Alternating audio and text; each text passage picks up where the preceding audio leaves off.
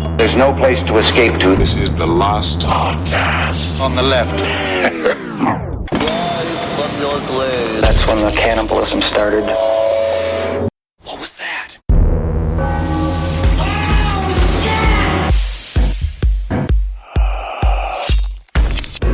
Little Miss Muffet sat on a tuffet. Oh! Yeah. So in your mind, Andrew Cunanan is actually Andrew Dice Clay.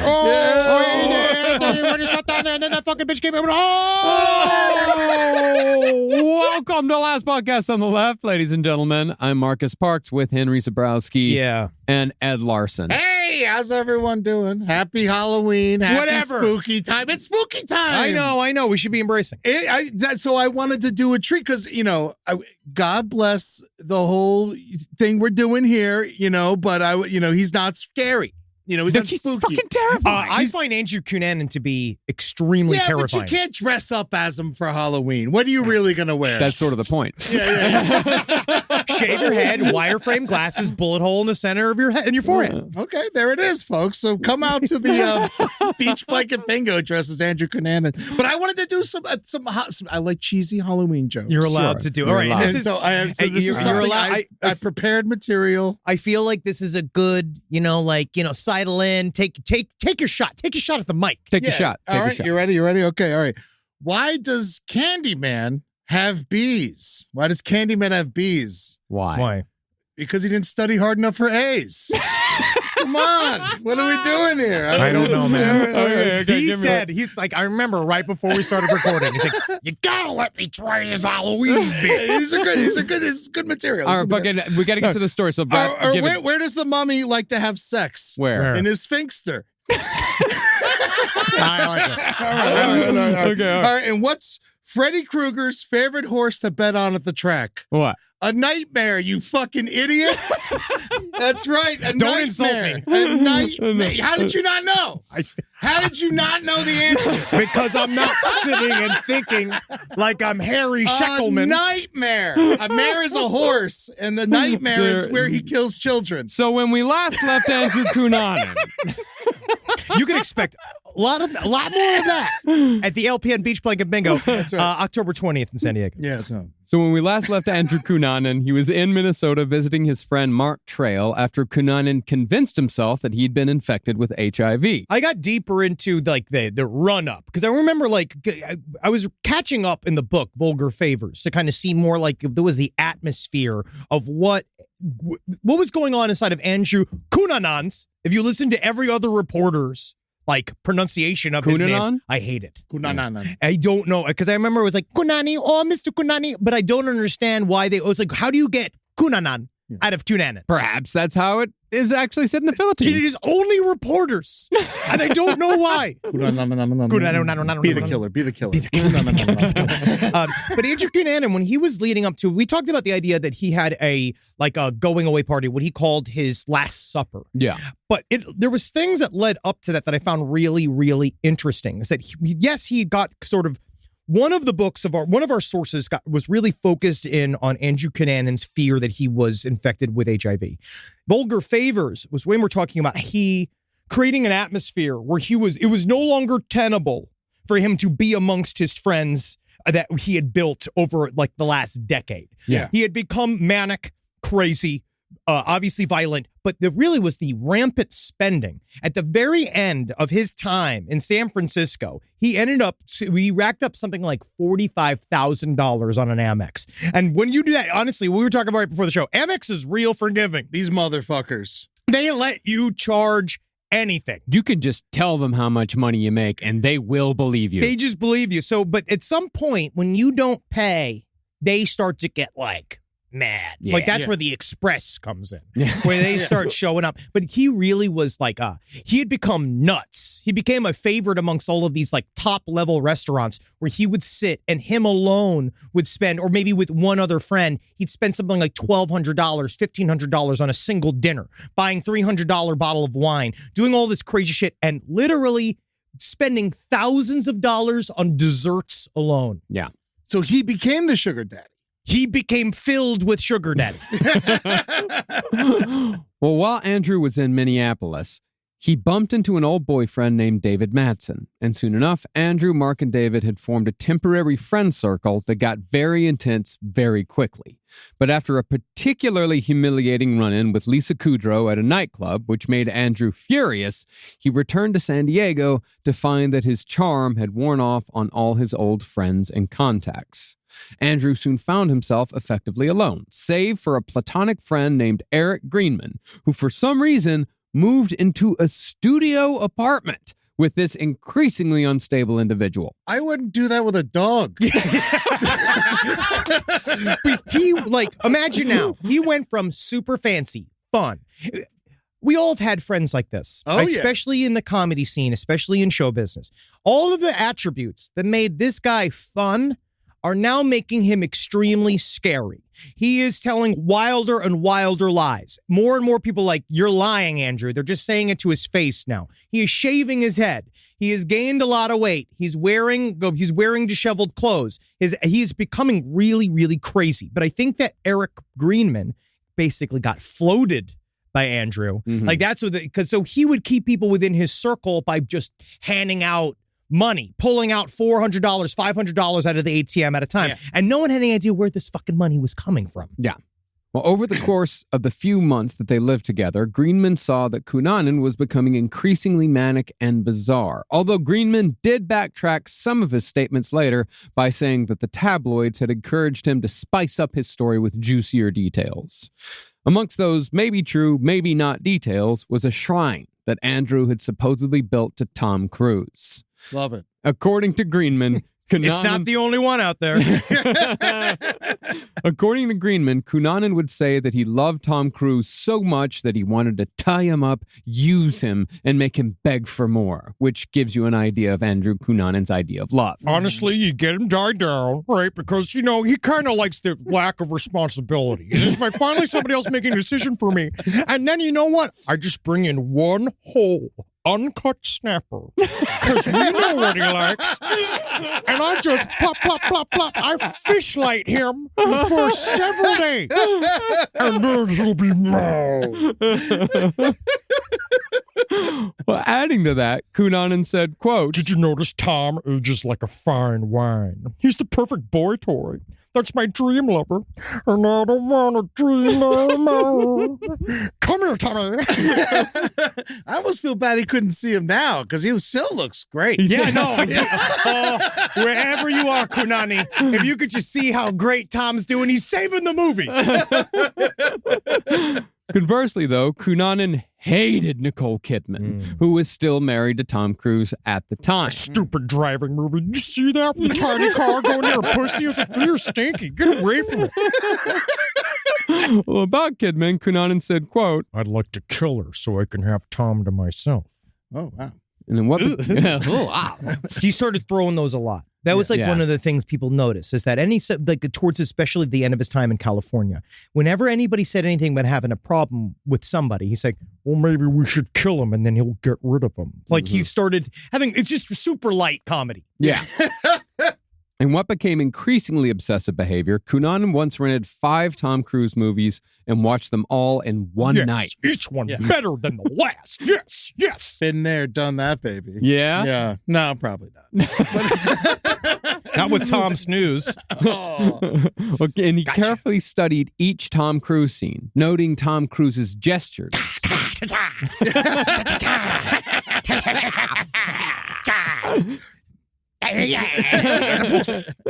But after that came Andrew Cunanan's trademark boundary-crossing behavior. One day, Greenman walked into their studio apartment to find Andrew watching hardcore porn featuring a guy strapped to a chair being tortured by a cattle prod. Have you ever seen Angus beef? You never seen this? This is a good one. This is where he says, "Hey, stop it with the cattle prod." I love this guy. Before Greenman had a chance to react, Andrew reportedly said, "Hey, Eric, look at what I'd like to do to Tom Cruise. Hey, that's what I'm going to do to him." Walking into his studio apartment after work. Just like, man, please let me. I told you, not in the living room. Yeah, well, there is in the living room. The whole thing's a living room. God, it's so Put a hard. sock on the door. God, it's so hard to be watching hardcore pornography in a studio apartment you share with You somebody. could have been sitting on the toilet. With the door open. Yeah. It's like, hey, I'm in the vestibule. Well, later that night, as Andrew was on his way out the door, on his way to a gay bar, he continued the references, saying, quote, You could say I'm Tom Cruising. Ooh. Yeah. I knew you'd like that pun. I love a murderer that puns. Yeah. Once there was a general, I thought the order code red, but I was just Tom accusing. All right, there we go. We can cut it. Flush it. We can flush it. Flush We can cut it. We can cut it. We can cut it. You know. How about this? There was one time I was stuck in detention with a bunch of friends. You know, and then we didn't know each other, but then we all became friends. And I was John Husing. It's better. It's a breakfast club. It is. breakfast. That's better. That is better. It's better. Now, as far as Cunanan's obsession with Tom Cruise went, friends later said that he had the same obsession with Gianni Versace. Based on this statement, I actually think it's possible that Andrew Cunanan's first choice for a highly famous target was Tom Cruise. I felt like he was building up a fantasy of what he would do. Well, building up a fantasy that was designed to fail. Yes, because who he can get in contact with. Because what do we know about Andrew Cunanan? He definitely wanted to be famous no matter what. Mm-hmm. Multiple people said that he would tell people, he's just like, I just know I'm going to be famous. I don't know what it is because I don't do anything, but I know I'm going to be famous one day. But I think that he started to kind of connect this idea of maybe you just need to sort of explode next to a famous person. Yeah. And then if you do that, then it's you get put on their Wikipedia page. You get included in all of the noise about them. Your face gets to be next to their face for the rest of time. Mm-hmm. Yeah. I think it'd be great if he tried to kill Tom Cruise and then David Miscavige just fought him. Man, and they hit you in the crossbody. And Andrew Cunanan, what a... That's a fucking March Madness. We got to put that in this year. First round, Andrew Cunanan versus David Miscavige. Man, the blows back and forth because David Miscavige is tough. You're like a little Wolverine. But Andrew Cunanan, honestly, he had length. He was taller, so he could probably, you mush his face and be like, back, bitch. And then you pull him in. How easy it is to kick David Miscavige in the face. Yeah. But when it became obvious that Tom Cruise was impossible to reach, it's possible that Cunanan just went down the list one more name to someone who was far more vulnerable to attack, as we'll see in episode 3. Now, Cunanan was still trying to keep all of his various personas like Andrew De Silva and Lieutenant Commander Cummings. He was trying to keep all that alive in San Diego. But from what people who knew him said, Cunanan came across as a man who was drowning. Where before he'd taken good care of himself, Cunanan had, in early 1997, quickly gained 20 pounds, not just because of the fancy desserts, but because he was spending so much time eating Oreos and Doritos while smoking cigars and drinking beer. This guy, I know. He sounds cool. I know. And that's the thing. That's not too far from what we do. Just sitting there eating Oreos or watching the fucking most hardcore torture porn you can imagine. Just cigar but he used to mix them. He used to literally mix it into a slurry. Oh. He would sit and but they said that it was really interesting because he really went from this fake non-gauche guy where the whole thing was that he was fancy. He had super, super elevated tastes. He would wear things that were like what rich people do, where they don't really wear labels necessarily, as they wear things you would recognize that other rich people wear. And so it's a code that they do amongst rich people. Where something like this, he started to truly devolve, which is why they called it the gay death at the time, his friends, because he let himself go so thoroughly. He cut his hair that everyone was famous. He was famously cute for. And then when he gained the weight, it wasn't so much the weight gain that was the problem. It was that he was smoking meth 5 times a day and still managed to gain a lot of weight. That's a lot of Oreos. Literally just eating desserts and drinking champagne. That's difficult. That's Oprah Winfrey style. The whole mac and cheese. Yes, yeah. That's a very, very difficult thing to do. But it showed that he was, it's again, truly spiraling. Yeah. He was in his 30s at this point. I think he was in his late 20s. Yeah. Man, you're spiraling before your 30s. Yeah. In fact, you can't, 20s, you could do anything to your body. Your 30s are the best decade of your life. Yeah. Additionally, Andrew was depending more on dealing hard drugs and sex work for income. He also started to dress like shit, all of which made finding a new sugar daddy a near impossibility. In other words, Cunanan had gone from the fanciest boy at Gamma Mu to a crumb-covered, somehow chubby meth head. It's honestly, it's kind of inspiring. Yeah. Hey, you gotta dig in. You gotta look for that brass ring. It's so hard, like because all these factors are working against you. The meth. That's it. Still chubby. It's still chubby, man. It's incredible. It is wild. It is wild. I actually got a good conspiracy email about this. I thought it was interesting. I was listening to the Cunanan episode when you guys brought up Gamma Mu, the frat. And I was like, why is it familiar? The primary antagonist in an extremely goofy movie is a member of a frat called Gamma Mu Mu. And the movie is set in the 90s, which means that Bradley Uppercrust III is canonically a closeted, wealthy gay man. And he's saying that it's just too close. What are you talking about? I have no idea what any of that means. Is that the sequel to the Goofy movie? That is the Goofy movie. Yeah, I believe it is the sequel. Goofy loved to fuck cows. We know that. What? Yeah, his girlfriend was a cow. Yeah. And he was a dog. Yeah. No way. Yeah. Wow. He was an elevated dog. He's not going to fuck Pluto. Is that? You know, is that?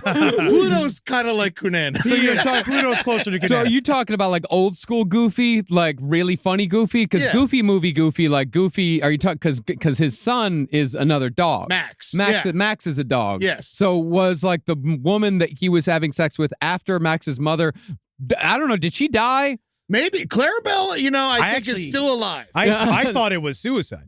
Like, Max's yeah. mother? Yeah, just thinking about, just God knows what goes on. Walk in that dog's straight head. off a cliff. Yeah. I thought she'd keep going. Well, That helped, right? yeah. Did it help the flow? Yeah. Well, realizing that a new sugar daddy was a near impossibility, Cunanan returned to old sugar daddies to see if they would once again make him their kept boy. Cunanan was, of course, rejected, but I'd say that those old men were very lucky that none of them became Cunanan's first murder victim. I think that they read the writing on the wall. Yeah. So they saw he was very obviously in distress. Mhm. It seems like this kept boy is going to start screaming more. Yeah. Kind of a kept maniac, but I don't want to keep a maniac. Now, by April of 1997, rumors were swirling around San Diego that Cunanan was HIV positive. So he made claims that he was moving to San Francisco so that the rumors would die down. But it's also around this time that Cunanan had another run-in with a celebrity, his last, before everything fell apart. See, by this point, Cunanan was drinking heavily for the first time in his life, but he still managed to talk his way into an event where he could bother Elizabeth Hurley. Oh, You no. bastard. You leave her alone. She is still beautiful at 59. Elizabeth Hurley is one of the most beautiful women who's ever walked the earth. Yeah. That's true. Now, again, Cunanan claimed to adore Elizabeth Hurley, said, what a vamp. But instead of humoring Andrew, like Lisa Kudrow did for a time, That's because she's an entertainer more than an actor. Hurley just ignored him. Yeah, Looked sure. right over his head. No, as you should. Yeah. Again, Cunanan flew into a rage, saying that Hurley had no right to act all high and mighty because Hurley was dating Hugh Grant at the time, who Great was point. himself going through legal troubles. He just is He horny. could have got Hugh Grant. That could have been like a legit thing that almost happened. They all were just like at the end of this. Furthermore, Cunanan said that he despised Hugh Grant, specifically because Andrew claimed that he had auditioned for the lead in the 1995 rom-com 9 Months. Yes, absolutely. He Yeah. definitely was in the running. Yeah. You had me at hello. I know the lines. Yeah, hey. And Hugh Grant had unfairly been given the part over Cunanan. I get it, man. Jim Carrey was Dr. Robotnik. Yeah, it should have been me. They didn't even call me. Yeah, no. I was supposed to be in a movie and Fisher Stevens got the part. I hate him. Really? Yeah. Fisher Stevens beat you out? Beat me out. Yeah, it's happened. It's a Tom Cruise movie. Oh my God. Oh, shit. Jesus, no. What was the movie? Oh, the one with him and Cameron Diaz. I don't remember the name of it. Oh, I don't know It was either. supposed to be a computer hacker. Oh, okay. Yeah, and it You were fucking- supposed to be a computer hacker? No, I did it with my knuckles. I was so good. Look at your fingers. You can barely use the phone. Oh my God, he's dented the can. But what's interesting here is that a bit of a flip happened when it came to Cunanan's attitude towards celebrities. Whereas before he would sing the praises of celebrities like Gianni Versace, he was now saying that he hated Versace and his pretentious, pompous, ostentatious design. I hate your flip-flops. Can you imagine screaming that in real rage at someone? I hate your flip-flops. How dare you? Got little lions on them. I hate them. Well, subsequently, Andrew Cunanan began making an enemies list like he was fucking Richard Nixon. Except it wasn't necessarily an enemies list. It was a hate list. These are people that I hate. This is my bad no-no list that I might kill people from. Yeah, never make the list. No. No, keep it in your head. Yeah, right up here. Yeah, and if really they're that important, you don't need a list. Yeah. You're not going to forget. Exactly. Yeah, if you're worried about forgetting who you need to kill, you really should think about making a list. If I could just get organized. Glad I called that guy. Well, amongst those names was, of course, Gianni Versace. Now, Cunanan took a brief sojourn to Los Angeles in early 1997, where he hung out on the corner of Santa Monica Boulevard and La Brea Avenue dressed as a woman. Donut time. Yeah, that's literally Tangerine. That's where donut time is? That's what, and now it's the Trejo's Donuts. Yes. But which great churro iced coffee, by the way. Sure, It is But good. but yeah, no, that's the donut time. I used to work right around there, and I'd walk, and I get yelled at and shit. It was fucking fun. What do you get yelled at for? Hey, boy, you like me? You know, kind of a deal. Oh, No, you got No, that pitched was to. a famous thing. Like, you have to be good. You have to get that good to corner. get that spot. That's That's real. like that's a real good corner. You have Wow. to get that spot. Wow, that's Yeah. interesting. The famous donut time. He was there. It's unbelievable. He probably knew some of the people in the movie. Yeah. Well, at that location, Andrew claimed that he was picked up by a dozen men, including several famous actors, although Cunanan was never more specific about their identities, other than to say that one of them was, quote, that old guy who plays the grandpa on that TV show. I believe this, by the way. The Sure. studios are right there. Yeah. They're right. They're like a walking distance. Yeah. You know, so he could have been picked up multiple times. He doesn't know everyone who's famous. No, You he know, he doesn't. just knows the big guys. You know, he knows Well, Tom Cruise and Who- Nicole Kidman. Who is the old guy that plays the grandpa on that TV Could show? have been Mr. Belvedere.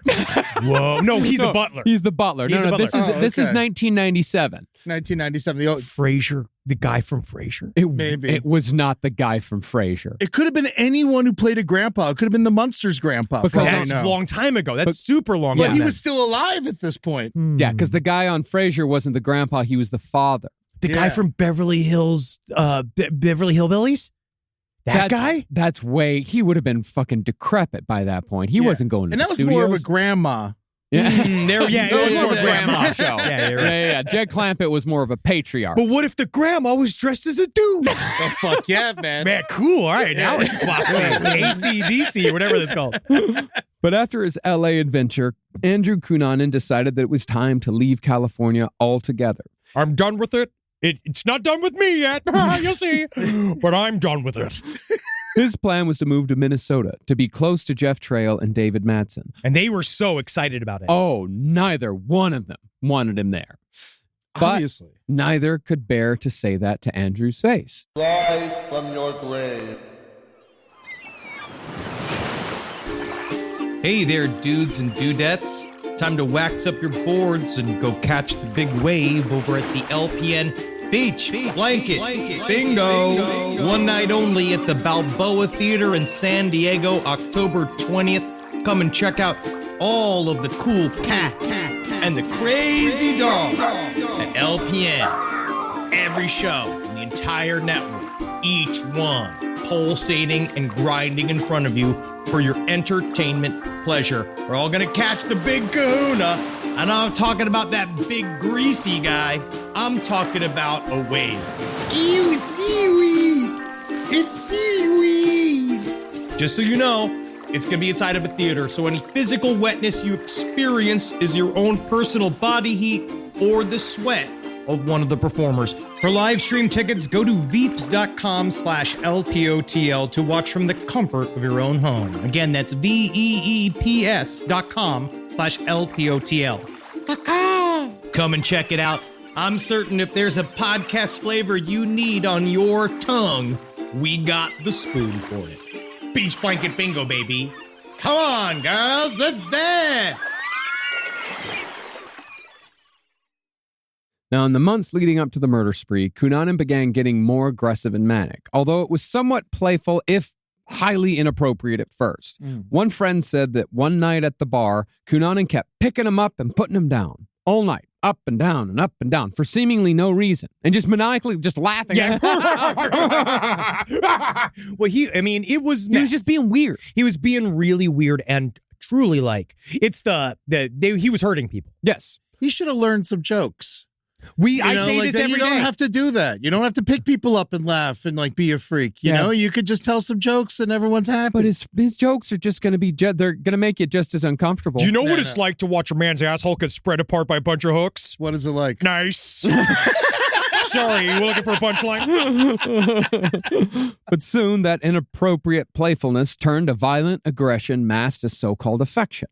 As one friend put it, Cunanan grabbed him by the neck and choked him, almost as if Andrew was beginning to test how far he could go with violence outside of an S&M setting. Have you ever had that with somebody that starts getting fucked up and like they do that thing where they're grabbing at you? Like I've had that. I mean, because I'm a little guy, so it's like I've had that happen to me often where someone's like grabbing at you and shit. Like he's scared. I mean, Andrew Cunanan scares the shit out of me. All the time, man. Being a big dude at a bar, people love to like just grab you and wrestle you and like literally jump on your back and shit. And so you gotta like fucking just throw them off occasionally. Yeah. It's weird. People test you when you're large. But that's see, I've got the nice middle ground because sometimes people do get aggressive, but it's only when we're right at each other's faces. But I've got that nice middle ground where you don't know what I'm gonna do. Yeah, you look like an Andrew Cunanan. Yeah, I look like somebody that like it's like I might lose, but you're gonna lose an ear. Exactly. You're gonna shank someone with a pencil. Yeah. But that's why I just show them my C4 vest. You know what I mean? Like I just show them, like, see,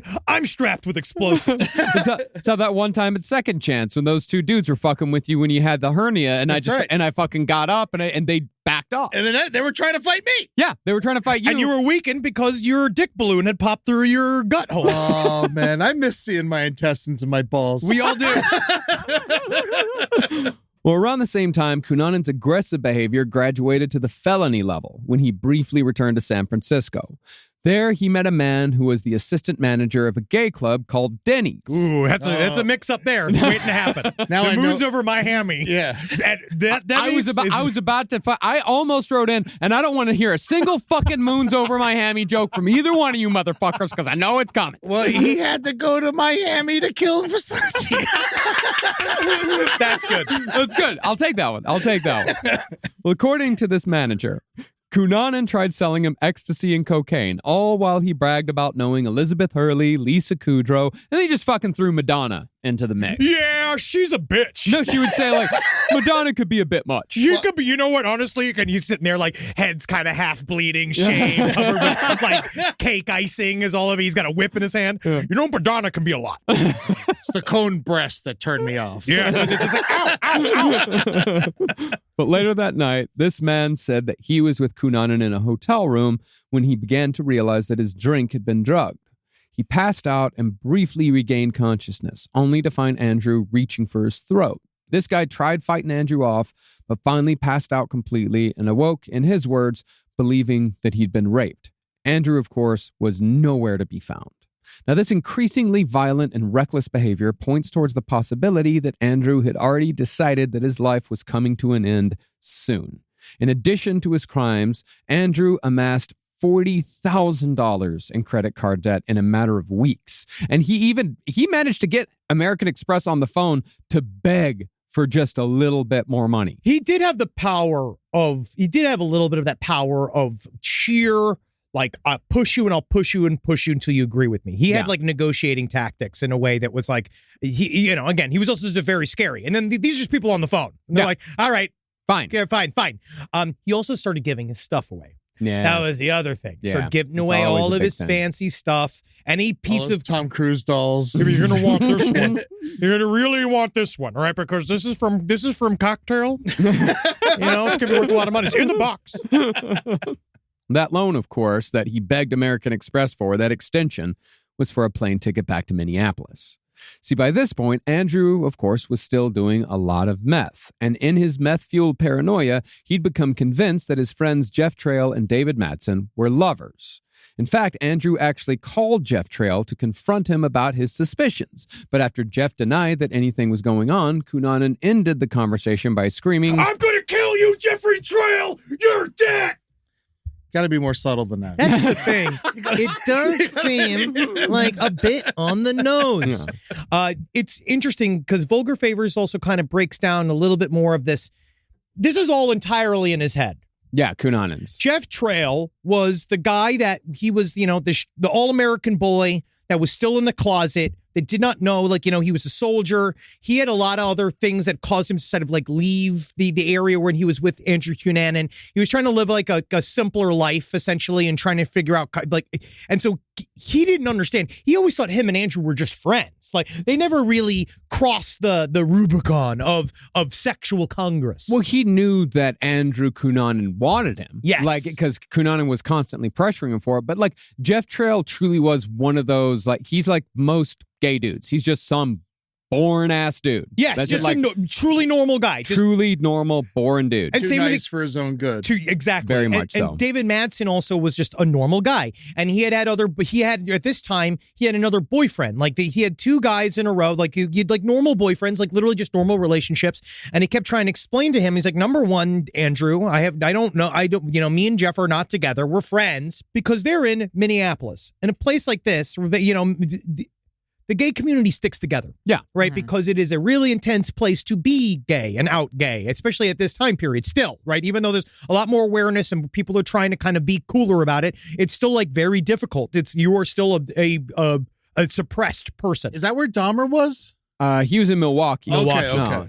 This is 1997. It's people are barely becoming okay with Will and Grace. Yeah. Yes. And it was a big deal to be outed, right? All of these types of things. And so they're all they do know each other in a circle, but Andrew's but David Madsen was just listen, we're all just kind of tangential friend. We're all just a community. We're hanging out. Chill out. Literally, chill the fuck out. Yeah, Jeff Trail had a regular monogamous boyfriend, just hanging out. Everyone's just fucking hanging out, being normal people. But with the death threat, it seems like Jeff Trail took Cunanan only half seriously. He was concerned for himself, yes, but he was also concerned for Cunanan's mental state because Jeff Trail was a good dude who actually cared about people. He just happened to make the wrong friend.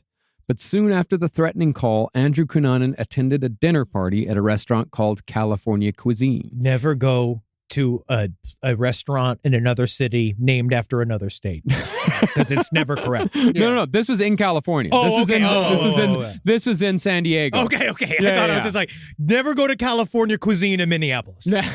How is California Pizza Kitchen a viable business? I don't know because California has the worst pizza in the world. That is real. I guarantee. Yes. They've been living off of this. I have no idea. It makes no sense. It's one of those. I think it's just it's a front. They're running money to somebody.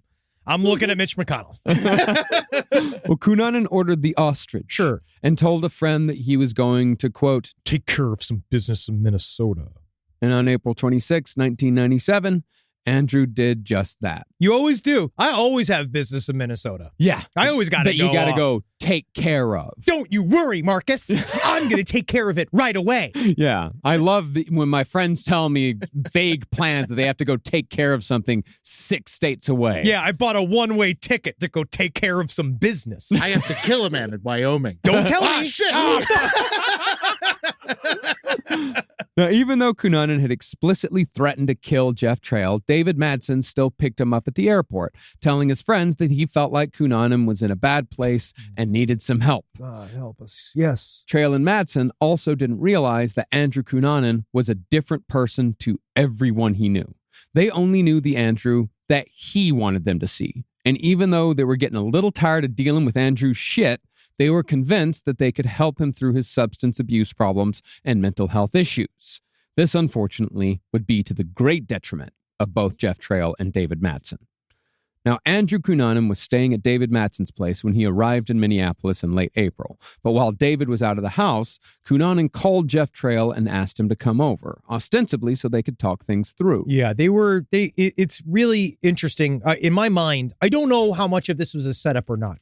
I know that he stayed at David Madsen's place because he had nowhere else to go. Yeah. And the man allowed him to. He had no more money. He couldn't stay at a hotel. He had burned every fucking bridge that he possibly had. Most people were kind of creeped out by him. Yeah. Well, Jeff Trail soon realized upon his arrival, though, that he was only going to be interacting with an irate Andrew Cunanan. According to a neighbor, a person began shouting, "Get the fuck out," around 10 p.m. And for about a minute, the neighbor heard more shouting and a series of thuds before everything suddenly went silent. You sit there in bed hearing that, "Get the fuck out, blah, blah, please do, blah, blah, blah, blah, blah, blah, blah, blah." Right back to sleep. Thank God that's over. Actually, that is what the neighbor said. Oh, yeah. They're like, well, seems like everything resolved itself. Well, you know what? It's a lot, too. This is a part of where the homophobia comes in. Yes. Everybody talks about me like, that must be some wild gay sex happening in there. And it's like, man, again, mostly it is just, thank you. And then it's silent. Yeah, it's the same noises that we make during sex, but double. Yeah. See, Madsen had been in the middle of renovating his kitchen, so tools were lying about in all sorts of convenient positions. From what forensics could surmise, Cunanan grabbed a claw hammer, swung it at Jeff, and missed, creating a dent in the wall.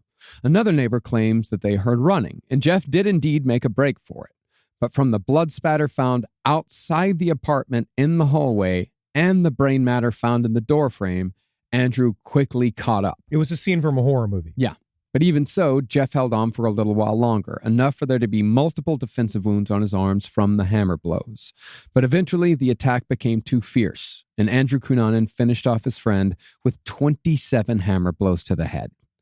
Now, if you'll remember, this was not Jeff Trail's or Andrew Cunanan's apartment. This was David Madsen's apartment, and he came home soon after the murder to find that one of his friends had killed another of his friends with a claw hammer. Now, this is one of those true crime questions that has been bandied about by many different people.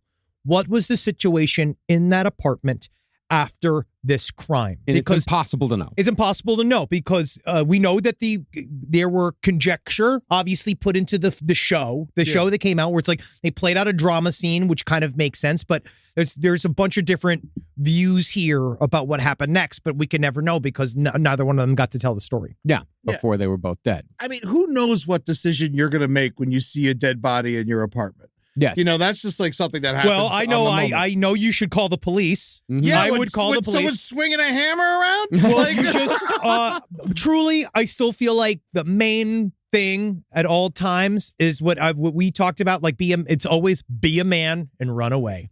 Like, you see that shit coming, you just book it. You just get the fuck away from the guy. You get as far away as humanly possible, and you call the police as soon as you can. You could have gone. He probably went into fucking shock. Yeah. Yeah, sure. No, I'm not saying what he should have done. It's just more like that was what I would say. If you can put yourself in the situation, just make sure you literally run away. Well, we'll get into here in a second as to why that may not have been an option. Of course. Now, author Maureen Orth strongly hints that David Madsen may have been involved in the murder or soon became an accomplice after discovering a murder had taken place. But I'm more inclined to agree with David Madsen's family, if only because Maureen Orth always goes for the most salacious option. Yes. Madsen's family believed that for the next 5 days, David was effectively Andrew Cunanan's hostage. I believe that is. I am in that realm as well. Very much so. I think that he came in, Andrew's covered in blood.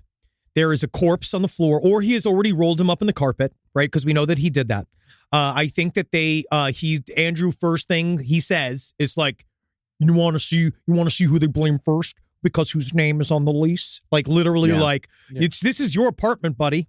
You know, like I don't know what happened. I don't know what happened. David went crazy. He's like practicing. Be like, oh my God, David, he went nuts. You know, like he's probably saying that to him. Yeah. Yeah. Oh no, because remember, like Andrew Cunanan is brilliantly manipulative. Like he is like superficially, his intelligence is very shallow, but he knows how to talk to people. He knows what people want to hear. Well, he knows how to fuck you up. Yeah. I mean, he knew how to manipulate people 100%. He knew what people had to, not necessarily what people wanted to hear, but what people needed to hear, what they had to hear in order for them to get what he wanted them to do. Or, just how to fuck you up. Yeah. And when a normal, kind person sees an atrocity like this, They freeze. Yeah, they freeze and they think they're going to go to prison. Of course, I have these dreams personally. Oh, yeah, we've all had these dreams. Oh, yeah, of course. And so, yeah. Now, even though Cunanan had learned many things throughout the years, cleaning up a crime scene was not one of them. Trail's corpse was wrapped in a rug, dragged into the living room, and left behind a sofa. When Cunanan tried cleaning up the blood with paper towels, he only succeeded in smearing the blood on every surface, and obviously gave up on the job considering how there were bloody footprints everywhere. The one thing he did not do was work hard. No. And again, never give anything to a murderer, but it actually takes a lot of effort to really clean up your murders. It really does. And you got to get bounty. Yeah. You got to get, seriously. Or Brawny. Brawny's good too. Do we have that ad placement here? He did actually try to use paper towels to clean up all this. You can't. You got to use rags. Yeah. You got to use quicker picker-upper. Fucking bleach, the whole thing. Yeah, the whole thing. Yeah, no, Andrew Cunanan was extremely lazy. The only thing that he could do was talk. Anything else was beyond him. Well, strangely though, Jeff Trail's corpse was stripped of its clothes and jewelry, which were all put in a plastic garbage bag with the bloody paper towels and the hammer that was left under the table. Seemingly, there had been half of a plan to dispose of Jeff Trail's corpse, but that plan was obviously abandoned. Most likely, Andrew realized that it was just too much hard work to dispose of a body, and he may have even seen body disposal and crime scene cleanup as beneath him. What we do know is that somehow Andrew Cunanan came to be in possession of Jeff Trail's .40 caliber handgun, possibly because Jeff had brought it with him knowing that Cunanan might be dangerous, or because Jeff might have had it in his car. Because Andrew Cunanan knew that Jeff Trail carried a gun with him everywhere he went. Yes. But either way, this was the weapon that Cunanan most likely used to hold Mattson hostage. It also just could have been information. It didn't just be in there. Now you're a party to this. Mm-hmm. You're too connected to this for you to go away. But what's amazing is that for 3 days, both men stayed in Mattson's apartment with Trail's quickly decomposing corpse. This fact is known because on April 29th, witnesses saw Mattson and Cunanan walking Mattson's dog. Prince? That was the name of the dog? Prints. Oh, and it's Yeah, is that Minneapolis too. Prince. You know what's funny about that? That's the German spelling of Prince. Whoa, interesting. Yeah. Maybe it might questions, clues, coincidence. I feel that this is a symptom of narcissism.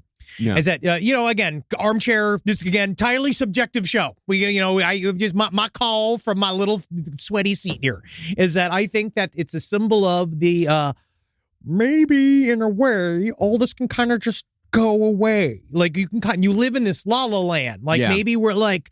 It's surreal. Magical right? thinking. I'm certain it's extremely surreal. Like, especially for David Mattson, who's just like kind of sitting and Andrew's first blaming him and slowly being like, we're going to get out of this. Like slowly explaining about how we're going to get out of this clean. Don't worry. It's you and me now. Like, and maybe David Mattson's now you're in so much shock that you're kind of letting this other person take over you're like, yeah, okay. Yeah, I guess things will be okay. And because you're just you're trapped. Yeah. But from what a neighbor said, when they saw him walking the dog, David looked like he'd been crying while Andrew was maniacally gesturing and jabbering like always. I'm just saying I feel that it would have been better if Penelope Cruz was because Nicole Kidman is one of the worst single tall bitches I've ever seen. I wish she would go far and away. Yeah. Now, Jeff Trail's boyfriend tried reporting Jeff as a missing person on April 27th after Jeff never showed up for their date the night before. And when the boyfriend checked Jeff's apartment, he wasn't there either. Police, of course, refused to do anything because 72 hours had not yet passed. It was very much because they were gay. Yes, they were like, they did the thing. They're like, technically only family can report a person missing. Like they stiff arm him. He's because like, well, I'm like, that's my boyfriend. You know what I mean? And they're like, yeah, whatever. You guys all got 9 of them. You know what I mean? Like that shithead, like homophobia at the time. Yeah. But when David Mattson uncharacteristically didn't show up for work on April 29th, his coworkers called his building manager, who opened the door to the apartment at 4 p.m. after walking down a hallway streaked with blood. I think he even asked a neighbor to come with him. Yes. Like he saw the blood and he's like, hey, there's something fucked up. Can you come with me? Yeah. Yeah. Now, once inside, they found a pool of dried blood and a body wrapped in a rug, which was reasonably believed to be the body of David Mattson. But little did the building manager know that David and Cunanan were hiding in the bedroom. When the manager left to call the police, Andrew and David escaped down the fire escape and took off in Jeff's Jeep Cherokee. Hold on to my butt. We're Batman and Robin. More like Batman and Robin. I'm a multiple murderer. Now, the investigator who arrived on the scene was a man named Sergeant Bob Titchich. This guy. Going off what the manager knew about David, Sergeant Bob decided immediately that this was probably, quote, a gay thing. He also assumed that the body was David's. And that, honestly, was the first error, right? Obviously, it was an error. They didn't know what to do because they're saying that at the time period, this is right after the O.J. Simpson trial, all this type of shit. So the one thing that Vulgar Favors sort of blames his first mistake on is the police now, like, overprotection of evidence. Because the whole thing is that, a lot of shit got destroyed during the O.J. Simpson investigation, and they blame the police, and all this kind of evidence got destroyed. So now they kind of use it weirdly as a weapon, being like, we don't care what anybody says. We're taking the beginnings of these investigations as long as humanly possible. Mm-hmm. And so they weren't going to unfold the rug. He was also super fucking weirded out because, you have to, if that's not David Mattson, I'd need a search warrant to be in this room. And then all of this goes away. Everything in this room goes away legally. I can't cover this. And so they called it David Mattson, but that's what allowed them to get away. That's what allowed them to get going as fast, get the jump on police. But as they began looking around the apartment, they began seeing signs pointing towards a man named Andrew Cunanan. Inside a gym bag with Cunanan's name on it, they found the world's worst go bag, containing porn, steroids, hand and leg cuffs, lube, and an empty gun holster. It's the empty gun holster. Because you're like, they're using lube on the gun? You mean they don't even understand? That's an I'm a go bag. I'm a go. Because for a while they thought they don't know why he had these super high end steroids on him, and it just seemed like it was another. There's a lot of conjecture about what he did for money, Andrew Cunanan, because it's all obviously there's sex work, but it seems like he was really into drugs across the board. And he was selling drugs. When you take steroids and you don't work out, you get fat and angry. They said there was none in the system. It was not that, because that was guessed. That happened to my buddy. He started taking steroids. It didn't work out. He just got all fat and angry, and we stopped hanging out with him. That's a South Park episode. But once the body was determined to be not David Mattson's, but Jeff Trail's, Mattson became the main suspect, although there was a message on Trail's answering machine from Cunanan inviting Trail to Mattson's apartment. That message, however, only fed into the narrative that Cunanan, Trail, and Mattson had been involved in a love triangle that had resulted in the murder of one of the participants. Yeah, and that just went all over the news. Yeah, it's just, because it just comes back to this narrative that the police had that they just put out at all points was these gays are crazy. They crazy. Yeah. But Jeff had a separate relationship, right? Jeff had a boyfriend. He had a normal boyfriend outside. Who had already tried reporting it to the police. So it's a love square. Yeah, and it's a love square. Amongst two other, it's just two other points in other geological locations. They are not connected. There's no love. There's just a couple of guys with boyfriends and their fucking psycho friends. Yeah, who killed everybody. Yeah. He technically was the one who brought them all together. Interesting. Isn't that the tragedy? Isn't that? Well, the going theory that Sergeant Bob was working with was that Mattson was a steroid user who flew into a rage and killed Jeff Trail, which was the theory that he shared with Trail's parents, who had no idea that Trail was gay. Yeah, he was. His lack of bedside manner was noted many, many times. Yes. Mattson, Sergeant Bob surmised, might have then ran off with this mysterious third fellow named Andrew Cunanan. Now, David and Andrew either took their time getting out of Minneapolis or were moving slowly and carefully, although their behavior points towards the former, if you believe witnesses. According to reports, they were spotted on May 2nd at a bar in the town of Spark wearing khaki shorts and flirty open shirts. God, it's like everybody's all with the flirty and it's just shirts. But as Andrew and David drove on I-35 towards Duluth, something changed, although it's impossible to know what. maybe David Madsen said, I can't do this anymore. I bet, yeah. He's like, let's just call the police. Yeah. Let's just do this. Let's This has wrap gotten this out up. of hand. This is getting crazy. Why are we running? Because I think for a while, Andrew Cunanan was morbidly curious about what his fate was going to be. As that he sat and then he was watching kind of the news play out. And then he was starting to get that old funny feeling where he was like, oh, is this attention? Yeah. And he's starting to be like, oh, my name is like in the news. And you can kind of feel like a little like, because I feel like, because they talk about with serial killers, they would often go back to the scene of the crime to relive what's going on. I think the hesitancy to leave was being like, let's kind of see how this plays out a little bit. Yeah, let's see the local news. And also, Duluth is a charming town. Is it? Yeah, it's got a nice bridge. Horrible zoo. But I don't want to see a Duluth zebra. Well, all we know for sure is that Cunanan pulled off the road about 45 miles north of Minneapolis, where he and Madsen got out of the Jeep near East Rush Lake. Madsen was walking in front of Cunanan when Andrew took Jeff Trail's pistol and shot Madsen in the back. Madsen fell to his hands, at which point Cunanan walked in front of him. As Madsen looked up, Cunanan aimed the pistol and shot Madsen in the eye, killing him instantly. Cunanan then shot him once more in the face, dragged his body 20 feet away, then got back in the car and drove off. By the time Madsen's body was found 18 hours later, Cunanan was already on his way to Illinois. Man, there was a witness. The witness that found the body was like a guy that was a fisherman over there. And his first sentiment in the book, Vulgar Favors, was just like, it's like, I don't know what it is about dropping bodies by the water. Something like spiritual, I guess, or something. But they're always finding them there. And he's just like, Jesus Such Christ. a fucking Minnesota. Whatever. They're always right there. You know what I mean? Like, why that though? You know what I mean? My kids are there, but at the same time, I get it. It's nice. Live from your grave.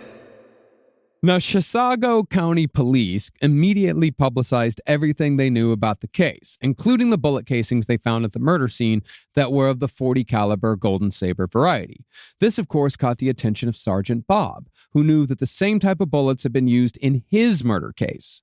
So he called up the this word is so Chisago is very difficult to say. Yeah, because you want to say Chicago. Yeah, but of course. It's Chisago. Or What is that? It's the county in which the David Madsen murder occurred. Oh, okay. Yeah. So it's either Chisago. It might be Chisago. It might be. I don't know. It might be. I'm going to look it up right now. Yeah. Look it up right fucking now. No, not how to pronounce Chicago. They're not going to let you know. They're not going to go to Chicago. Why are you? No, I'm not going to. I don't want to pronounce Chicago. I know. Yeah. I actually, in writing this, I realized that someone could pronounce Chicago as Chicago. Oh, yeah, absolutely. Yeah. So let's start doing that. Here. Yeah, Chicago. Yeah, it's like Cunanan. Yeah. Here we go. I got this.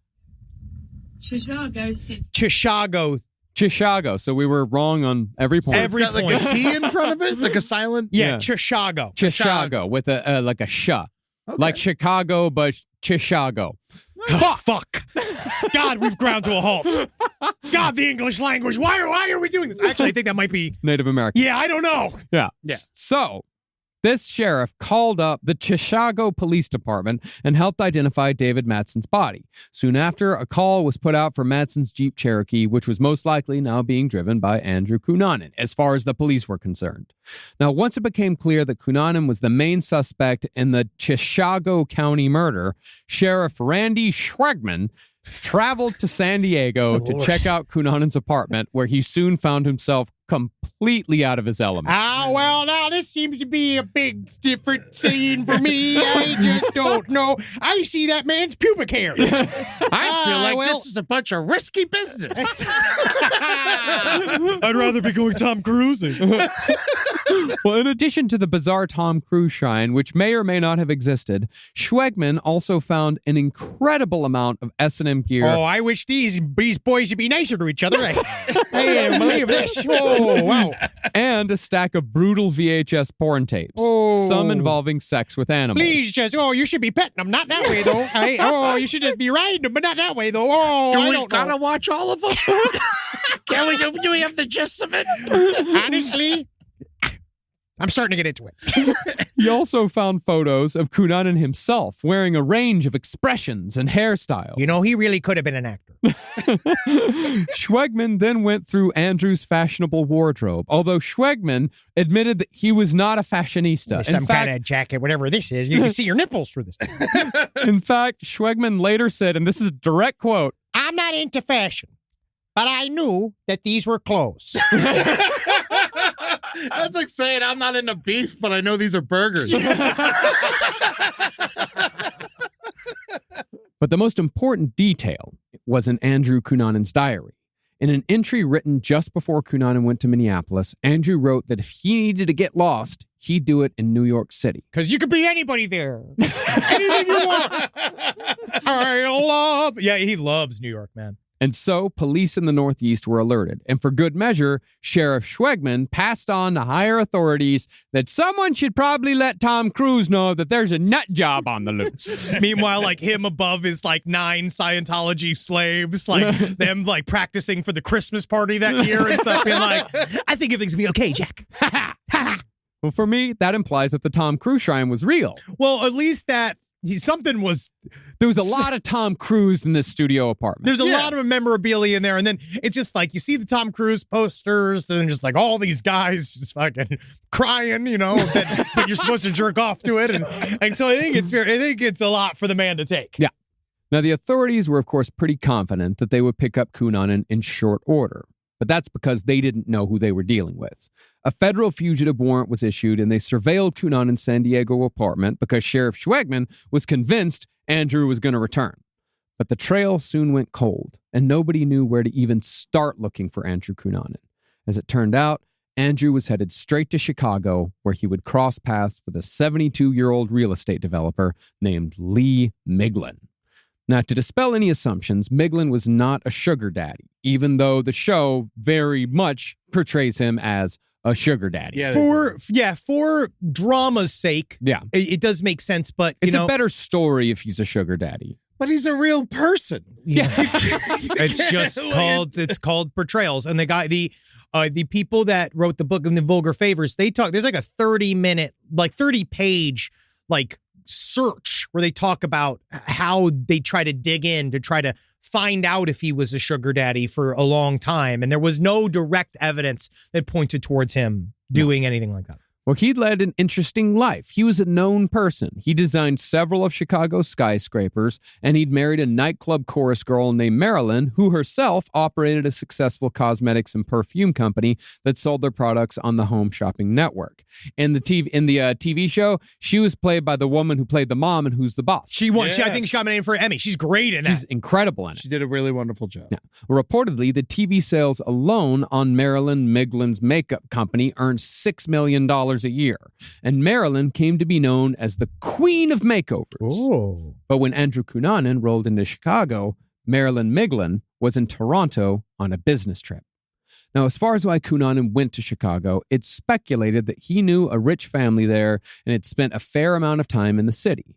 But even though he was on the run, Cunanan was still going to gay bars every night, and he was sleeping in David Matson's Cherokee. There was a term that a guy said, I forget what it was. It's like, I think he said cocooning. He's like, there's a thing that you can do because if you go to the bathhouses, right? Like for these various places, he's like, you basically stay at the bar till it closes. And then you go to the bathhouses and you shower and do whatever. You could stay there all day. He's like, he's seen it happen before. You watch a guy kind of roll into town and then he's kind of living for free. He's staying all day, you know, like hanging out, like eating all the free stuff, anything that's free. He's obviously got nowhere to go. It seems probably that he's homeless, but he manages to get some kind of amount of money to stay in these various places. I think that he went to Chicago because he started one of his lies back in the day.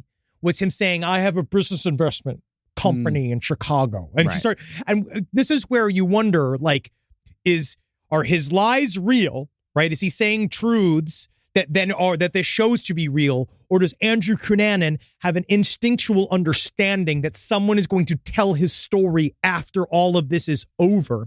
And this completes one of my lies. I go to Chicago. It fulfills one of the things I told somebody is that I knew this old sugar daddy in the Chicago area that takes care of me, blah, blah, blah. And then when it's done is then everyone will be like, oh, yeah, he knew, just to kind of flesh out his own like expose later on down the line. Yeah, and he also knew people in Chicago. He had gone to Chicago multiple times. Yeah, he knew people in He Chicago. knew people. He knows people everywhere. Yeah, he does.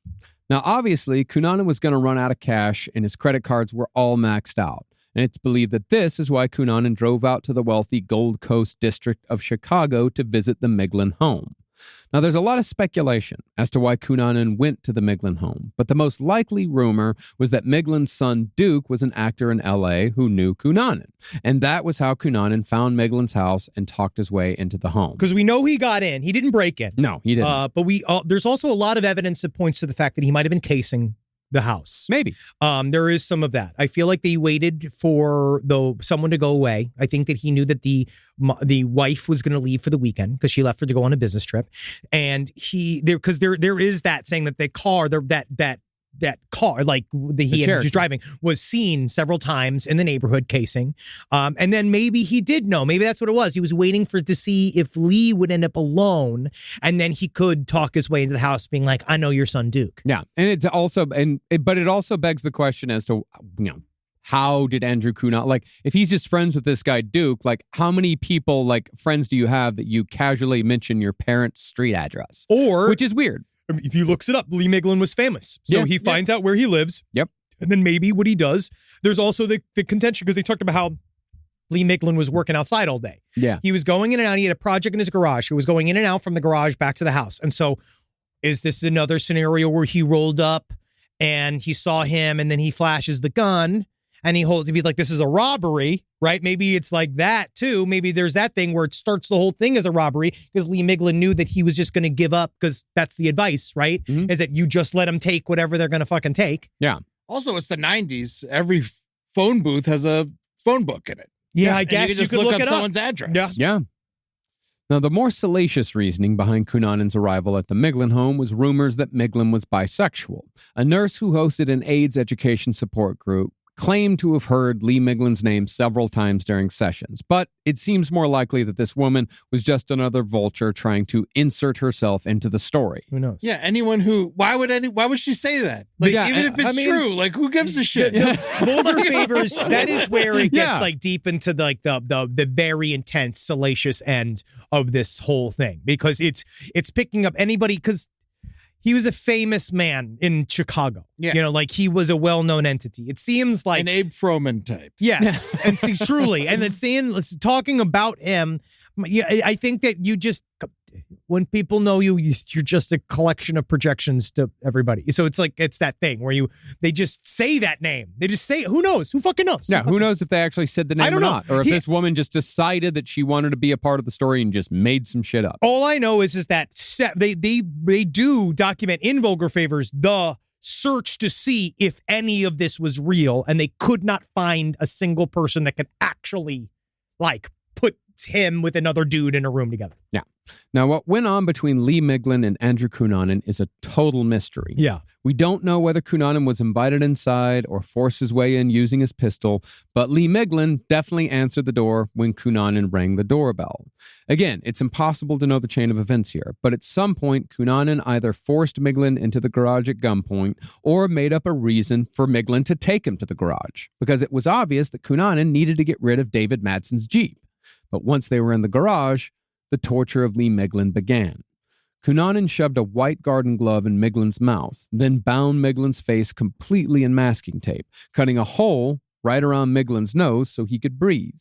His ankles were also bound with an extension cord, possibly to add a bit of S&M into the mix, because it's at this point that Andrew undressed Lee Miglin before truly launching into a quick but brutal murder. After slamming his fist down onto Miglin's chest over and over again, Cunanan took a screwdriver and stabbed it into Miglin's chest 20 times. It's here that Andrew Cunanan began experimenting. It's almost as if he's trying on the role of the serial killer. That's how it feels. Taking a pruning saw, Andrew vigorously sawed into Miglin's throat, slashing blood all over the garage. The gash was 7 inches long and wound from the back of Miglin's neck to his throat, almost decapitated him. Cunanan then redressed Miglin and ended the mutilation of the corpse by placing 2 bags of cement on Miglin's chest, fracturing all of his ribs. The body was then either pushed under one of Miglin's cars or pushed to the side of the car behind a trash can, depending on the source. But perhaps learning from the murder of Jeff Trail, Cunanan then covered the body in plastic garbage bags, placed some brown paper on top of those, and draped it with a small rug. And after that, Cunanan simply made himself at home. You know, this is where there's several different lines of conjecture here where like they always say like, well, he obviously knew the home because he made a sandwich and he shaved and he showered. I can make a sandwich anywhere. This is what I'm saying. That's what I'm saying. Like, I could go into any fucking house in the world. It's just and manage to make myself a sandwich and fucking shape. Except unless it's like the fucking Winchester Mystery House. Yeah, I think that you can make your way around a house. It's easy to make yourself at home. It's called taking your pants off. Yeah. There's a whole business called Airbnb. Yeah, you where we just go to go people's to someone's homes and we use it like it's our own. I don't walk around and have like a post-it being like, this is where the water comes out. It's called a faucet. Have you heard of a bathroom? Like, no, it's just a house. Now, considering what Andrew did next, we can assume that Miglin and Cunanan had a friendly conversation before the attack, because Andrew obviously knew that Miglin's wife would not be returning that night. My pushback, though, is that what if he didn't give a shit, and if you came in the house, he would shoot you in the fucking head? It's also a possibility. And then maybe he also, but I think he cased it. But I think he might have cased it. But at any rate, he was way too comfortable and he was being way too comfy and vulnerable for him to think that maybe this woman might come home tonight. Unless he just realized I'm kind of used to living with corpses now. Was she on TV that night? No, she was in Toronto on a business trip. Toronto. Yeah. Well, after killing Miglin, Cunanan took a big slab of ham on the bone out of the fridge and carried it to Miglin's study. I'm trying not to like this No, guy. this is the only thing that is relatable. There, he sliced off a piece with a big knife, made himself a sandwich, and stabbed the knife back into the ham. What a drama queen. I know. He then went to Miglin's bedroom, watched TV, and fell asleep in Miglin's bed, presumably unbothered by what he'd just done. The next morning, Cunanan showered and shaved, then took one of Miglin's leather jackets, a wristwatch, 10 gold coins, and $10,000 in cash. He then hopped in Miglin's Lexus and headed east towards New York. Yeah, and that's where, well, then, you know, it depends on whether or not how hidden those items were. Yeah. Unless they were just out, which is also just straight up you going to, you're just literally just ripping through somebody's house and taking whatever it is. Like you're in the study, so you're probably just looking as far as you could. So he slept before he showered? What a dirty asshole. Yes. Yeah, actually, he did sleep before he showered. Yeah. Well, he's already, I mean, you know, Yeah. I don't think he cares a lot. He's covered in blood. Yep. Now, Marilyn Miglin arrived home soon after Cunanan left, annoyed that her husband hadn't picked her up from the airport. But she soon realized that something was terribly wrong, because while Lee was a neat, almost fastidious person, the house was a fucking mess. In addition, their green Lexus was gone. Yeah, he had the house cleaned every day. Yeah. Marilyn soon fetched a neighbor and called the cops, but while they waited, they tried calling the car phone in the Lexus. The first message stated that the number was unavailable, but when they tried again, they heard an automated response saying the number they were trying to reach was now out of state. He was long gone. But police pretty quickly found Lee Miglin's body behind the other car and discovered that Cunanan had left behind a bizarre crime scene.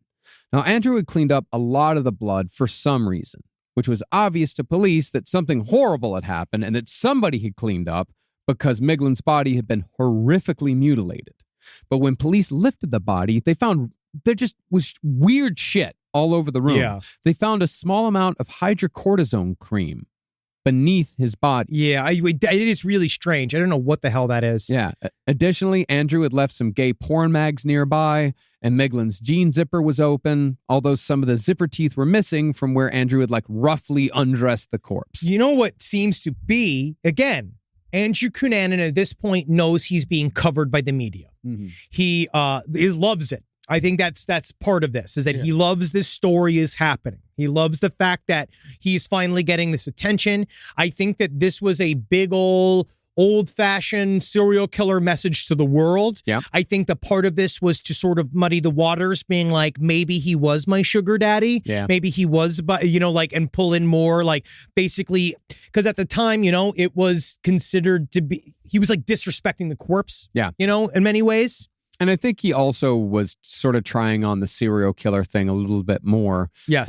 With the gay porn mags. Trying to communicate with the police. No, I think he was trying to masturbate over the corpse and it wasn't quite working. So he brought in some gay porn mags to try to help him along and it still didn't quite work. I do think that there's a public humiliation edge. To the Lee Miglin murder. There was something about trashing this man. And that's the reason why they thought there was a personal edge. ¿Por qué no los dos? I don't know. If there was no other gay porn in the house, then he must have brought it. Yeah. Because you don't just have 3 magazines. What are we? What is this? He's very wealthy. He'd have a man in there. Well, additionally, they found one of Miglin's shoes in the trunk of his Lexus, leading police to assume that at one point, the murderer had tried putting the body in the trunk but failed, or the murderer had changed their mind after forcing Miglin inside and brought him back out again. I think he wanted the shoes because they were like super expensive shoes. But he just took one of them. Something happened. It's really strange. Again, I don't think he was thinking clearly. Well, the other shoe was on the foot. Yeah, it was on the body. But when you consider the fact that there were high levels of carbon monoxide found in Miglin's blood, and the fact that Miglin had no defensive wounds, it's possible that Cunanan forced Miglin into the trunk at gunpoint and used carbon monoxide to make Miglin pass out. That's interesting. Do you think he could have killed him that way and then just mutilated his body? No, he wasn't killed. They knew that he was killed from his stab wounds. Yeah. He then committed every other atrocity while Miglin was already half dead. Now, because of the gay porn and the fact that Miglin was found wearing this is what the fucking vulgar favor says, racy bikini underwear. They were just a designer that they were given to him by his wife. I mean, I don't know. Yeah. It sounds like some Armani, fancy underwear. Leopard print, fancy underwear. My father wore a banana hammock for forever. Yeah, my father also wore bikini briefs. Yeah. They loved him for some reason. I don't know. I think it was a 90s thing. It was something. I don't know. I don't understand. I think it's a weird flex. Just like, I don't give a shit. Here's my little briefs. Just like little tiny. Yeah, but I feel like it's, unless you're huge, it just makes your dick and balls look small. It's always the weird little greasy guys. I don't know. That have it. I think you're like 5 years away from doing it yourself. Well, wait. Let me blossom. Let me blossom. Actually, when I picture you in, just in your underwear, I picture you wearing leopard skin briefs. You know what it is? It hurts my balls. It just seems like that's you. I have tried it. Yeah. That is real. I knew you at least tried it. I bought a tube of some once because I thought maybe I'll try it, right? Like father, like son. Yeah. It's the strip. Yeah. The worst part is that they're never comfortable enough on the taint. Get a size bigger. No, but then now my dick and balls are just hanging out. What is the point of this? Tape your balls to your dick. What is this whole process? I just want to I like my boxer briefs. Well, because of the gay porn and the bikini underwear, the media narrative became that this was some sort of gay sex game gone horribly wrong.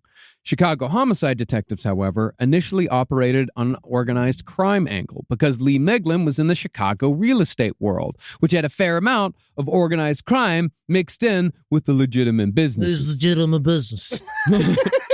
And specifically, they thought that the ham with the knife stuck in the meat left in the study, they thought it was a mob calling card. Think about this, guys. Think about this. Mob guy's fat, right? Stabbing a knife into the ham. That's a fat man crime. It's got to be the mob. It's the dumbest shit. But they also, remember, these guys knew the mayor of Chicago. Yeah. They sent... Lee Miglin did. Lee Miglin was close with the mayor. And so... Is that Marion Barry? No, that's DC. That was DC back in the day. Okay. God, I wish. This might be Daley. I don't know. Yeah, I don't know. Or that Daley might be the 80s. I don't fucking know who the mayor of Chicago was in 1997. It's very important to the story. Look it up. Yeah, I am. Look it up. But you know what's interesting is that the mayor's wife sent flowers. It was Daley. It was Daley. Good work. Yeah. You know your fucking mayors, bro. I know what I... Fuck yeah. You know John Mayer? But the entire state was like, this gets solved right the fuck No. I think they called it was like a red hot. Like this one guy was like, it's called a hot. No, they call it a red ball. A red ball. Yeah, learned that from The Wire. Yeah. It's like they met because the Cardinal called and said, what are we doing about this right now? So Andrew Cunanan, I think he knew what he was doing in that aspect by making it not only a notable figure, but humiliating the corpse in the first place, dragging all these other people into it, like this big old messy fucking way, like dumping gay porn on his corpse and it got messy very, very fast. Yeah. But after 3 days of chasing wrong, but I think reasonable leads, I think the organized crime angle was a reasonable lead. Sure, yeah. Even if the calling card was stupid. He was in the skyscraper business. Yeah. Chicago police noticed a Jeep Cherokee parked less than a block from Meglin's home that had a whole pile of parking tickets on the windshield. The plates were called in, and after the Illinois and Minnesota police corroborated their evidence, the case officially became a multi-state murder spree, which turned the case over to the FBI. Now, with the introduction of the FBI came FBI toys, and the investigators were soon homing in on Andrew Cunanan using an old piece of software called Triggerfish that was used to triangulate the positions of car phones if they were being used. Yeah, dude, it's about tracking car phones. I miss car phones. Me by too. the way. Yeah, me too. They're attached to your car. You want to talk to me. You got to do it while I'm in my car. I'm driving. Once I leave the car, You can't fucking talk to me. Don't Fuck talk you. to me. Fuck you. We can ring all night. We're bringing back car phones. I want car phones. give me a big fucking heavy bag. Yeah. A that just sits rotary there. phone. Yeah, it feels like a club. Yeah. A 4-pound phone. Now, the phone in the Lexus required a code before it could be used, but that didn't stop Andrew from trying to use it again and again. This, of course, was how the FBI saw Andrew's path east, from Illinois to Michigan to Pennsylvania and finally New York. Now, incredibly, Andrew Cunanan had no criminal record whatsoever. That tells you how slippery he was. Well, also how he towed the line. Yeah, so he had no fingerprints on file other than a thumbprint for his, driver's license. This made it difficult to connect him to any of the crime scenes, and it was doubly difficult because the dum-dums in Minneapolis had left hundreds of their own fingerprints all over David Madsen's apartment. Additionally, it was difficult to recognize Andrew Cunanan because he looked like a different person in every photograph, like we said last episode, like Ted Bundy. Yeah. And he was one of those guys who could pass for any number of races or ethnicities. And he'll tell you anything. He was, like he said that he was Native American. He said that he was he tried a bunch of different things. Yeah. And besides all that, Andrew could speak multiple languages fluently. And with his talent for bullshit, he could have easily integrated into a community while all this shit died down. He could have even left the country. He spoke Italian. He could have gone to Italy. He had a bunch of fake passports. Yeah, and he'd brag about his fake passports. Not a good idea. Yeah. I can't believe he knew multiple languages. It seems like this is a guy who doesn't commit and doesn't learn anything. It's his photographic memory. He knew multiple languages because it came easily to him. Yeah, anything that came easy, wink, he liked. Yeah. Molesto taught him. Molesto always was there. But that wasn't Andrew Cunanan's game. For him, this was all about making his big mark on the world. Oh, yeah, man. Spotlight's on me. Mm-hmm. And he was obviously loving every second of it. When his belongings were later found, it was discovered that Andrew was saving newspaper clippings of all his crimes as he committed each one. And then in the car he had left stuff. He left a couple of pictures.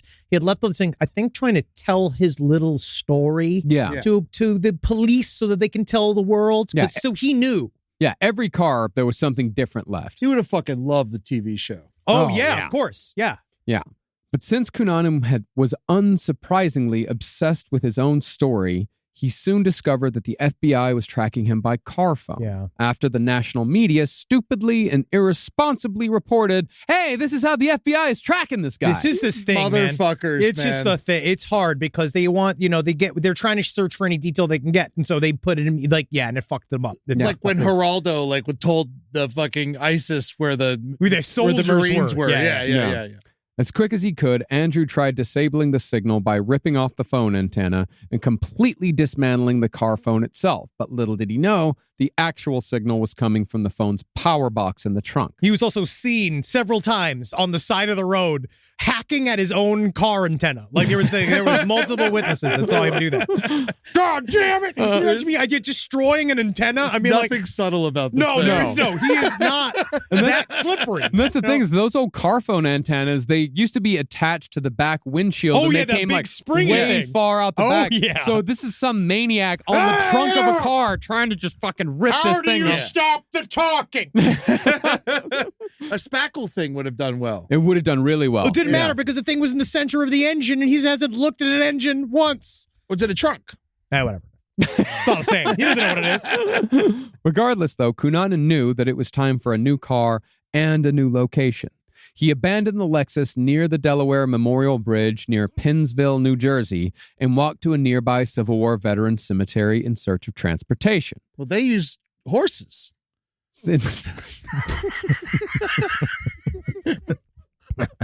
I would love I'm sorry. I apologize. That's good. It's like, I love that this then becomes Back to the Future 3, where it's like, then it's his Western adventure. Honestly, I would have loved if this went all horse space for the rest of this. That would be incredible. Unfortunately, though, since Cunanan had already killed 3 people, he had most likely realized how easily murder came to him. And like many spree killers like Charles Starkweather, he also began to realize that murder was the quickest way to end an argument. And so when Cunanan walked to the cemetery, he found a 45-year-old Civil War reenactor named William Reese, who had been the cemetery's caretaker for 20 years. Reese was also unlucky enough to be in the cemetery's office on the day that Andrew Cunanan needed a new vehicle. Cunanan walked into the office, said hello, and asked for directions and a glass of water. But when Reese got up to get the water, Cunanan pulled out his pistol and aimed it at Reese's head. Reese was then ordered to sit back down and give him the keys to his truck. And after handing them over, Reese was shot in the head and killed instantly. Cunanan took off in Reese's red Chevy truck and left behind his checkbook, one of his fake passports, and more newspaper clippings about his crimes in the Lexus. Yeah, it's another hi hello to the police. Once the Lexus was discovered nearby, police found the golden saber casings at the William Reese crime scene and bullet fragments that matched those found at David Matson's murder scene. Now, with 4 people dead by Andrew's hand in 3 states, he made the FBI's 10 Most Wanted list and was even featured on America's Most Wanted. I made it! Yeah, that's exactly what he wanted. He's now national. But because of Andrew's admittedly impressive chameleon-like abilities, and because he quickly switched the license plates on the truck he stole, the trail once again went cold.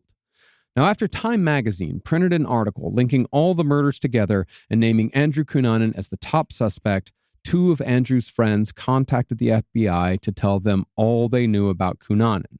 When the FBI agent asked them where Cunanan might go, they had 2 words to say: Florida, Versace.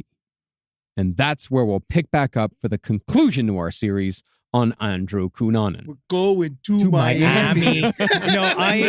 This story really does scare the shit out of me. Yeah. Andrew Cunanan freaks me out. That idea of a shapeshifter amongst you is fucking very frightening. Yeah. And he is, but he also wasn't good at it. He's all willy-nilly at this point. Yes. I mean, what we call berserker mode quite often is that the wheels are falling off, obviously. The wheels are falling off, but also remember, like, between the murder of Jeff Trail and the murder of and Andrew Cunanan's capture, 3 months. Yeah. Like, he was actually very good at it. He was running for a while. Yeah. And speaking of running for a while, I just want to say thank everybody who came out to see me at the Donner Party in Atlanta. It was so much fucking fun.